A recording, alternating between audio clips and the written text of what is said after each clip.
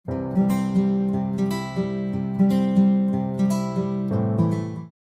Friends, welcome to Roja classic. இன்றைக்கி நம்ம வீடியோவில் மாங்காய் புலாவ் எப்படி செய்யுதுன்னு பார்க்கலாம். இதுக்கு பார்த்தீங்கன்னா நான் 1/4 ஆழாக்கு அளவுக்கு அரிசி எடுத்துருக்கிறேன். இது வந்து 1 கப் அளவுக்கு அரிசி மெஷர்மெண்ட்டுக்காக நான் அந்த கப்பில் மாற்றி வச்சுருக்கேன். இதை நம்ம ஒரு கிண்ணத்தில் சேர்த்து ஒரு 2-3 தண்ணி சேர்த்து க்ளீன் பண்ணி எடுத்து வந்திருக்கேன். நான் எடுத்துருக்கிற அரிசி பார்த்தீங்கன்னா சாப்பாட்டு அரிசி தான் எடுத்திருக்கேன். முழுப்பு அரிசி எடுத்துருக்கிறேன். இதை நம்ம க்ளீன் பண்ணி எடுத்துகிட்டு வந்துடலாம். க்ளீன் பண்ணி எடுத்துகிட்டு வந்ததுக்கப்புறம் இந்த அளவுக்கு எடுத்துருக்கிற இந்த அரிசிக்கு பார்த்தீங்கன்னா நான் ஒரே ஒரு வெங்காயம் இந்த சைஸில் எடுத்துருக்கிறேன். இதே போல் ஒரு இதே அளவில் நல்லா பழுத்து தக்காளி ஒன்று எடுத்து கட் பண்ணி வச்சுருக்கிறேன். இப்போ பார்த்தீங்கன்னா மாங்கான்னு பார்த்தீங்கன்னா நம்ம எடுத்துருக்கிற அரிசிக்கு நான் வந்து ஒட்டு மாங்காயில் தான் அந்த மாங்காய் சாதம் செய்ய போகிறேன். நான் ஒரு பக்கம் மட்டும் தோல் எடுத்து வச்சுருக்கிறேன். நல்லா புளிப்புச்சுவை இருக்கிற மாங்காயாக இருந்தால் நம்ம எடுத்து ரைஸுக்கு பார்த்தீங்கன்னா ஒரு 1/4 பங்குக்கு கொஞ்சம் அதிகமாக மாங்காய் சேர்க்கலாம். நான் எடுத்துக்கிற மாங்காய் நல்லா புளிப்பு அதிகமாக இருக்கிற மாங்காய். புளிப்புச்சுவை இல்லாத மாங்காவாக இருந்தால் நம்ம எடுத்துக்கிற 1 கப்பு அரிசிக்கு பார்த்தீங்கன்னா 3/4 கப் அளவுக்கு மாங்காய் சேர்க்கணும். மாங்காய் துருவல் சேர்க்கணும். இப்போ பார்த்தீங்கன்னா நான் பாதி அளவுக்கு நான் மாங்காய் துருவி எடுத்துருக்கிறேன். இது மெஷர்மெண்ட் கப்பில் பார்த்தீங்கன்னா நம்ம எடுத்த அரிசி அளவில் பார்த்தீங்கன்னா ஒரு 1/4 பங்குக்கு கொஞ்சம் அதிகமாகவே இருக்குது. இப்போ இதே ஒரு பக்கம் இருக்கட்டும். அடுத்து நம்ம குக்கரில் தான் இந்த மாங்காய் சாதம் செய்ய போகிறோம். இப்போ முதல்ல நம்ம குக்கரை அடுப்பில் வச்சுட்டு இதில் கொஞ்சமாக எண்ணெய் சேர்த்துக்கலாம். 2 ஸ்பூன் அளவுக்கு மட்டும் எண்ணெய் சேர்த்துடலாம். மசாலா ஃப்ளேவர் வரணுன்றதுக்காக ஒரு 4 கிராம்பு சேர்த்துருக்குறேன். ஒரு 1/2 ஸ்பூன் அளவுக்கு இஞ்சி பூண்டு பேஸ்ட் சேர்த்துடலாம். இதுலேயே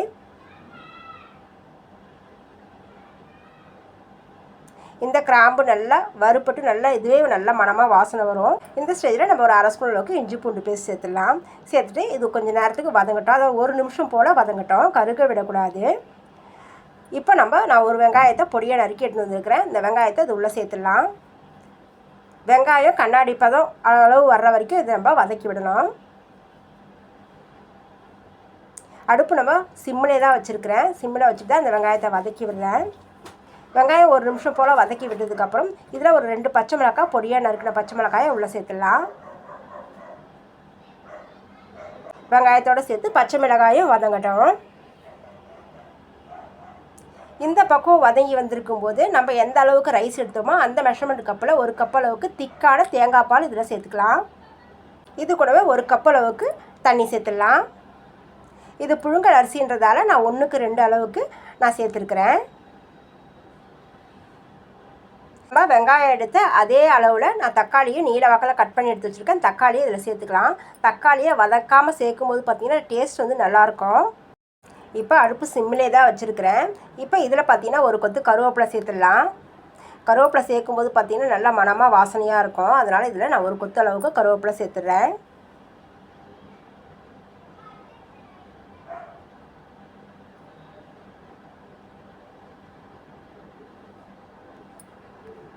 இப்போ நம்ம தேங்காய் பால் சேர்த்ததால் பச்சை மிளகாயோட காரத்தை மட்டுப்படுத்தும். அதனால் இதில் நம்ம காரத்தூள் எதுவும் சேர்க்க வேண்டியதில்லை. நான் ஒரு 3/4 ஸ்பூன் அளவுக்கு இதில் மிளகுத்தூள் சேர்த்துக்கிறேன். தேங்காய் பாலோட மிளகுத்தூள் சேர்த்து இந்த ரைஸ் சாப்பிட்றதுக்கு பார்த்திங்கன்னா நல்லா டேஸ்ட்டாக இருக்கும். அதனால் 3/4 ஸ்பூன் அளவுக்கு மிளகுத்தூள் சேர்த்துடலாம். நமக்கு மைல்டாக ஒரு காரமும் இதில் நமக்கு கிடைக்கும்.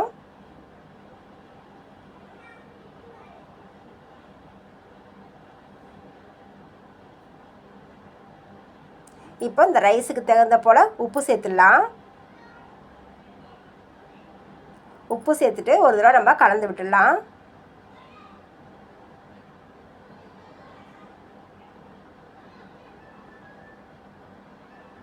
கலந்து விட்டதுக்கப்புறம் அடுப்பை இப்போ ஹை ஃப்ளேமில் வச்சுட்டு குக்கரை மேல் மூடியை திருப்பி போட்டு மூடி விட்டுடலாம். ஒரு 2 நிமிஷத்தில் தண்ணி நல்லா கொதிச்சு தண்ணியும் தேங்காய் பாலும் நல்லா கொதிச்சு வந்துடும். இப்போ ஓப்பன் செய்யலாம். நல்லா கொதிச்சு வந்துருக்குது பாருங்கள்.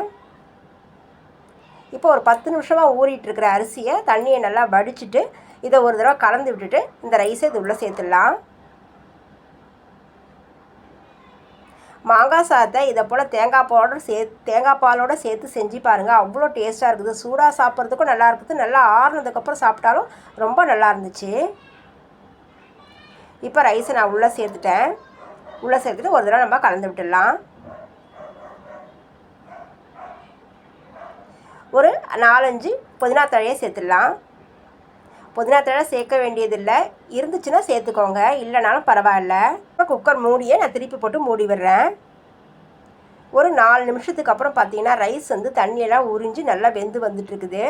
ஓப்பன் செஞ்சு ஒரு தடவை கலந்து விட்டுட்டு காரம் உப்பெல்லாம் சரியாக செக் பண்ணி பார்க்கலாம். ஒருவேளை உங்களுக்கு காரம் கம்மியாக இருக்கிற மாதிரி இருந்துச்சுன்னா இப்போ மிளகுத்தூளோ இல்லை ஒரு பச்சை மிளகாயை கிள்ளி இதில் சேர்த்துடலாம்.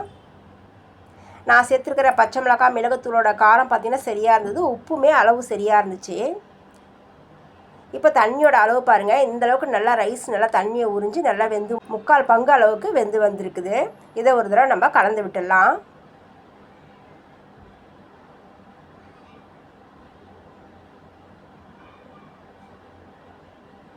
கலந்து விட்டதுக்கப்புறம் நம்ம துருவி வச்சுருக்கிற மாங்காய் துருவலை இதுள்ள சேர்த்துடலாம். சேர்த்து கூடவே கொஞ்சமாக கட் பண்ண மல்லித்தழையை சேர்த்துட்டு எல்லாத்தையும் ஒரு தடவை நம்ம கலந்து விட்டுடலாம்.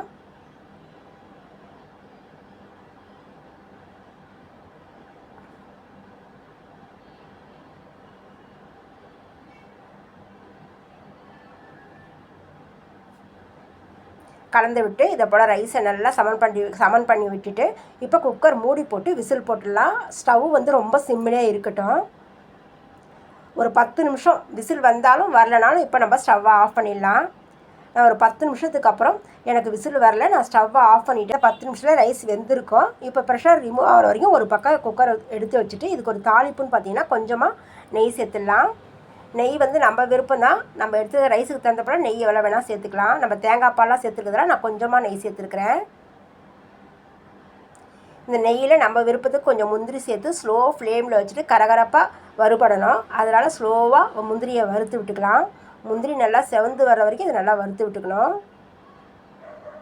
ரொம்ப சிம்பிளாக செஞ்சுருக்கிற இந்த மாங்காய் சாதம் சாப்பிட்றதுக்கு ரொம்ப டேஸ்ட்டாக இருக்கும். இப்போ நெய்யில் வறுத்த முந்திரி ஒரு பக்கம் இருக்கட்டும். இப்போ நம்ம குக்கரை ஓப்பன் செஞ்சிடலாம். ஓப்பன் செஞ்சு பார்த்தீங்கன்னா ரைஸ் வந்து நல்லா உதிரியாக நல்லா மணமாக தேங்காய் பாலுடைய மணமும் இந்த மாங்காய் துருவலுடைய மணத்தோடையும் ரைஸ் வந்து ரெடி ஆகிடுச்சு. இப்போ இது மேலே கொஞ்சமாக மல்லித்தழையை தூவிட்டு நம்ம நெய்யில் பொரித்த முந்திரியை மேலே சேர்த்துடலாம்.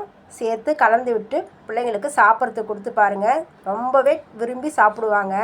நார்மலாக செய்கிற மாங்காய் சாதத்துக்கும் இதை போல் தேங்காய் பாலோடு செஞ்சுருக்கிற மாங்காய் சாதத்துக்கும் பார்த்தீங்கன்னா டேஸ்ட் அவ்வளோ சுவையாக இருந்தது. நீங்களும் இதை போல் ட்ரை பண்ணி பாருங்கள். இப்போ இதெல்லாம் சேர்த்துட்டு ஒரு தடவை நம்ம கலந்து விட்டுடலாம்.